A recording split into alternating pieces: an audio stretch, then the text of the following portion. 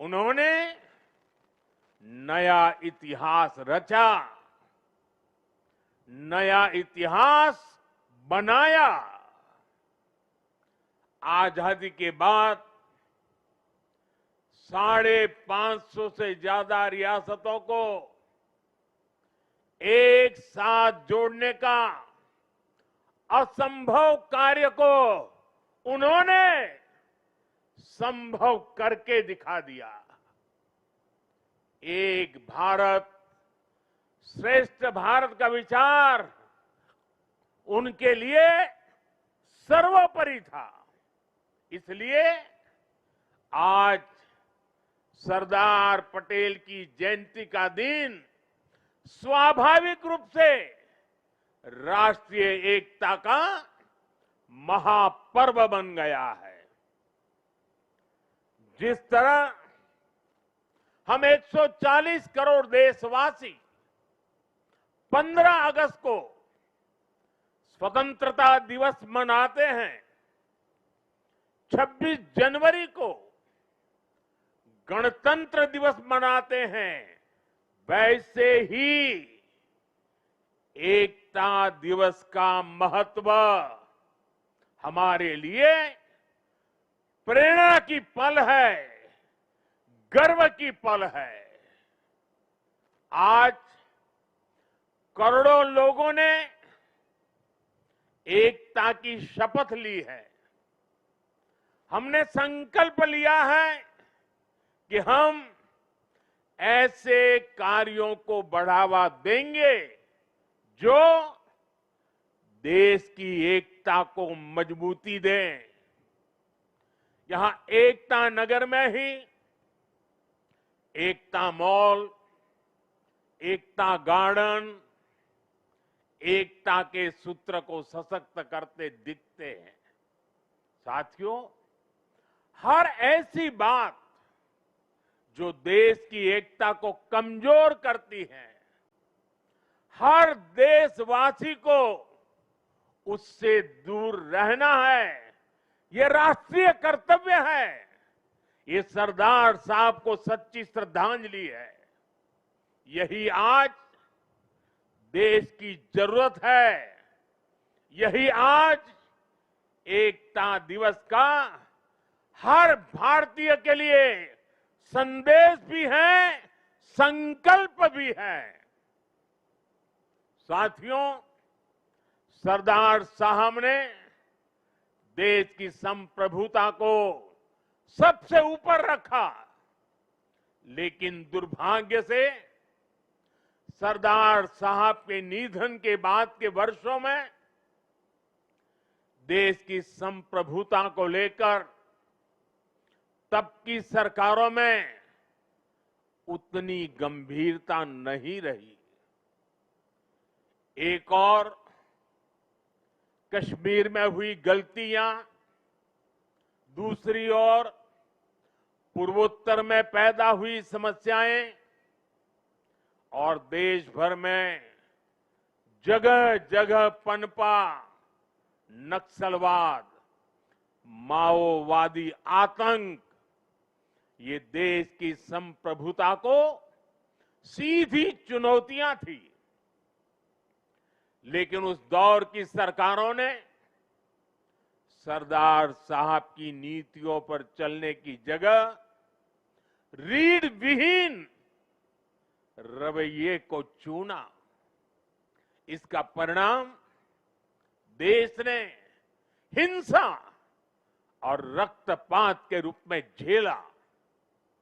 साथियों, आज की युवा पीढ़ी में बहुत से लोगों को पता नहीं होगा, सरदार साहब चाहते थे जैसे उन्होंने बाकी रियासतों का विलय किया, वैसे ही पूरे कश्मीर का विलय हो। लेकिन नेहरू जी ने उनकी वो इच्छा पूरी नहीं होने दी। कश्मीर को अलग संविधान और अलग निशान से बांट दिया गया। साथियों, कश्मीर पर कांग्रेस ने जो गलती की थी, उसकी आग में देश दशकों तक जलता रहा। कांग्रेस की लचर नीतियों के कारण कश्मीर का एक हिस्सा पाकिस्तान के अवैध कब्जे में चला गया। पाकिस्तान ने आतंकवाद को हवा दी। State sponsored terrorism. साथियों, कश्मीर और देश को इतनी बड़ी कीमत चुकानी पड़ी, लेकिन फिर भी कांग्रेस हमेशा आतंकवाद के आगे नतमस्तक रही। साथियों, कांग्रेस ने सरदार साहब के विजन को भुला दिया, लेकिन हम नहीं भूले। 2014 के बाद देश ने एक बार फिर उनकी प्रेरणा से भरी फौलादी इच्छा शक्ति को देखा है। आज कश्मीर आर्टिकल 370 की जंजीरों को तोड़कर पूरी तरह मुख्य धारा से जुड़ चुका है। आज पाकिस्तान और आतंक के आकाओं को भी पता चला है कि भारत की असली ताकत क्या है। ऑपरेशन सिंदूर में पूरी दुनिया ने देखा है, आज अगर कोई भारत पर आंख उठाता है तो भारत घर में घुसकर मारता है।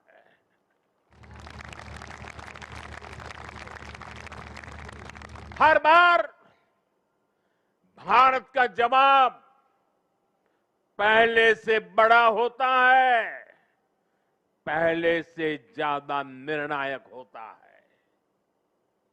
ये भारत के दुश्मनों के लिए एक संदेश भी है। ये लौह पुरुष सरदार पटेल का भारत है। ये अपनी सुरक्षा और सम्मान से कभी भी समझौता नहीं करता है। साथियों, राष्ट्रीय सुरक्षा को लेकर पिछले 11 साल में भारत की सबसे बड़ी सफलता है नक्सलवाद, माओवादी आतंक की कमर तोड़ना। 2014 से पहले हमारे देश में हालत ऐसी थी कि देश के भीतर, देश के बीचों बीच नक्सली माओवादी अपनी हुकूमत चलाते थे। नक्सली क्षेत्रों में देश का संविधान नहीं चलता था। पुलिस प्रशासन वहां काम नहीं कर पाता था।